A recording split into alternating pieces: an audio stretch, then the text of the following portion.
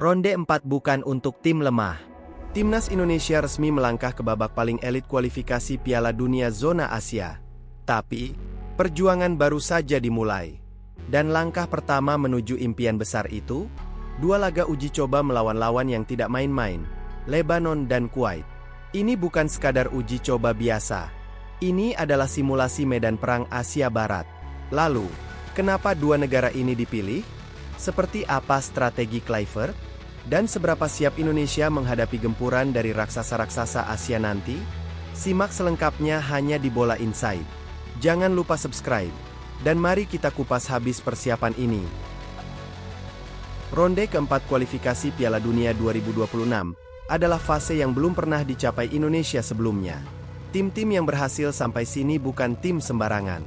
Didominasi tim dari Timur Tengah, ada Uni Emirat Arab, Qatar, Arab Saudi, Oman, Irak, dan kita.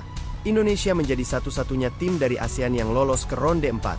Total 6 tim akan dibagi menjadi 2 grup. Masing-masing grup diisi 3 tim. Peringkat pertama akan lolos langsung ke Piala Dunia. Peringkat 2, masuk ronde playoff antar konfederasi. Sisanya, pulang. Indonesia berhasil menempati peringkat 4 grup C di ronde ketiga, di atas Cina dan di bawah Jepang. Itu artinya, Merah Putih bakal masuk pot 3 dalam undian AFC. Dan bersiap hadapi grup neraka yang nyaris pasti berisi kekuatan besar dari Timur Tengah dari pot 1 seperti Arab Saudi dan Qatar. Melihat tantangan yang semakin berat, PSSI tak ingin gegabah.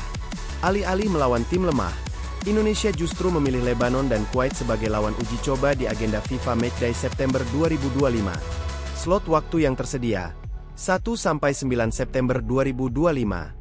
Lokasi, kemungkinan besar Stadion Utama Gelora Bung Karno, Jakarta. Manajer Timnas, Sumarji, menegaskan, sudah ada komunikasi. Tinggal menunggu konfirmasi jadwal dari Federasi Lebanon dan Kuwait. Targetnya 2 kali main, di kandang. Sumarji ingin laga ini jadi ajang evaluasi strategi dan pemilihan skuad ideal. Ketua Umum PSSI, Erick Thohir, turut menyoroti pentingnya 2 uji coba ini. Menurutnya, uji coba ini bukan soal menang atau kalah, tapi bagaimana timnas belajar memahami karakter lawan Asia Barat. Kita tidak bisa lagi pikir ASEAN. Lawan kita nanti di ronde 4 adalah tim-tim Asia Barat yang punya kekuatan fisik, stamina, dan mental baja. Kita perlu adaptasi. Mental juga harus tahan banting. Erick juga menegaskan bahwa PSSI akan mendukung penuh Kluivert dalam hal kebutuhan taktik, logistik, bahkan kalau perlu pemusatan latihan jangka pendek luar negeri. Pelatih kepala timnas Indonesia, Patrick Kluivert, menyambut positif uji coba ini.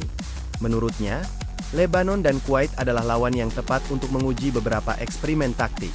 Di laga lawan Cina dan Jepang lalu, Indonesia mulai menguji formasi 3 back, 3-4-3 saat menyerang, 5-4-1 saat bertahan, rotasi cepat dari gelandang ke winger. Kini, Kluivert ingin mencoba high pressing system untuk menekan lawan sejak awal. Build up dari lini belakang menghadapi tekanan. Eksperimen pemain baru, termasuk dari Liga 1 dan luar negeri yang belum sempat debut. Saya ingin melihat fleksibilitas. Kita tidak bisa bergantung pada satu gaya main. Kuwait saat ini berada di ranking FIFA 134.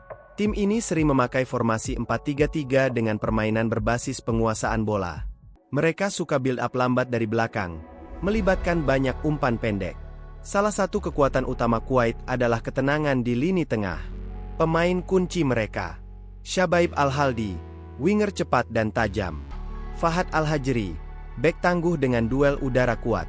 Dalam kualifikasi sebelumnya, Kuwait mampu menahan imbang India dan bahkan mengalahkan UEA 1-0. Jadi, meski bukan favorit, mereka tetap lawan berbahaya. Lebanon, ranking FIFA 112, sedikit lebih tinggi dari Indonesia. Gaya main mereka lebih cepat dan direct, mirip Irak atau Suriah. Formasi andalan, 4-2-3-1 dengan transisi menyerang dari flank. Fisik, pressing, dan kecepatan jadi ciri utama. Pemain kunci, Hasan Ma'atob, winger senior yang jadi ikon tim. Basel Jradi, gelandang kreatif yang pernah main di Eropa. Lebanon pernah menahan imbang Oman dan nyaris menahan Korea Selatan. Pertahanan mereka sangat disiplin, tapi lemah dalam duel udara. Apa yang bisa dipetik Indonesia dari laga ini? Latihan taktik bertahan dan menyerang. Kuwait menguji build-up kita. Lebanon menguji transisi bertahan kita. Melatih duel fisik dan stamina. Asia Barat punya gaya main keras. Ini jadi simulasi tekanan nyata. Evaluasi pemain baru dan rotasi. Kluivert bisa tes pemain Liga 1, pemain abroad baru, hingga adaptasi bek kiri dan kanan yang belum konsisten. Simulasi atmosfer pertandingan berat. Bermain di kandang, tapi dengan lawan non-ASEAN akan jadi pengalaman bagus. Dalam undian ronde 4 nanti, Indonesia akan masuk pot 3. Berarti, Garuda bisa satu grup dengan Uni Emirat Arab, Qatar, Oman, maupun Irak. Artinya, Indonesia akan bertemu tim besar kekuatan raksasa sepak bola dari Timur Tengah dan satu tim selevel atau lebih tinggi. Hanya satu tim teratas yang lolos otomatis ke Piala Dunia.